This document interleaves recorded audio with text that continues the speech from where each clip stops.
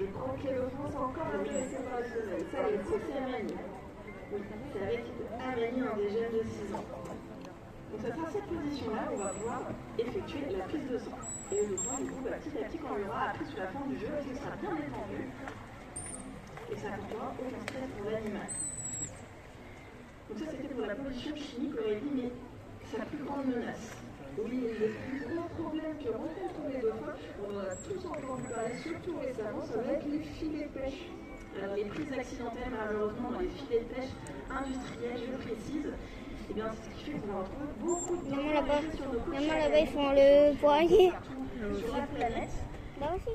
On estime à 10 000 dauphins échoués sur nos côtes françaises chaque année, différentes espèces confondues, donc les chiffres font vraiment peur. D'où l'importance des études et en parc et en milieu naturel. Ça va être vraiment le travail de boomerang, de se transmettre les infos pour en découvrir toujours un petit peu plus. Par exemple, ici à la Cité Marine, on s'est beaucoup concentré sur la communication des dauphins, étudier par exemple toutes les vocalisations qui vont pouvoir... Le ballon, maman. Le ballon. Quelques exemples. Au passage, chez eux, Comment ça vite? Là-bas.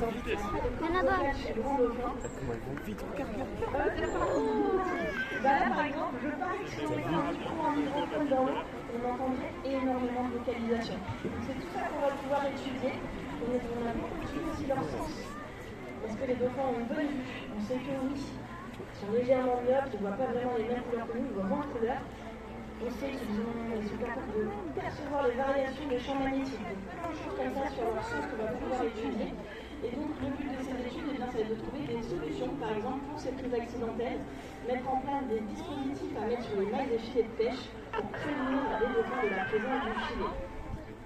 On verra un petit échantillon de tous ces soucis en mer et notre rôle aussi à chacun de les aider au quotidien. Tout à fait.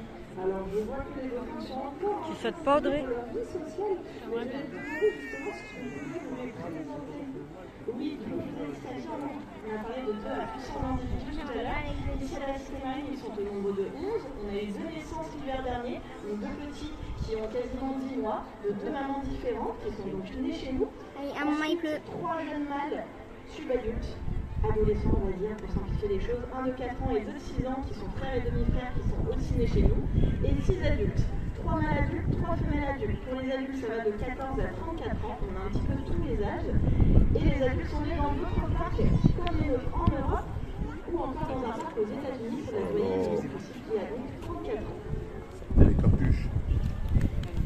Alors, pendant que tu reprends une session, je... Ça fait chier.